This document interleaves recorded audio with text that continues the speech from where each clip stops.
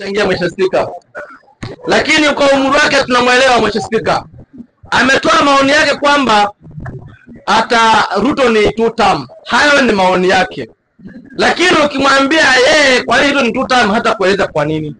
Mheshimiwa Spika, hapo tumefika. Ni Ruto out, Kalonzo in. Sitaki niongee zaidi.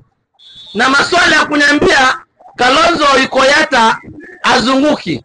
Mheshimiwa Spika, Raila anazunguka, alianza kuzunguka akishindwa tu kesho yake kotini, siasa anaendeleza lakini hajakuwa rais. Mheshimiwa Spika, kwa sababu gani? Mungu alimkataa na tukaona ushahidi. Mungu amekataa Raila nyumbani na out, in and out. Kwa Ethiopia pia Mungu akamkataa. So mambo ya kusema ati lazima utoke si uende wapi, hiyo sababu Mheshimiwa Spika.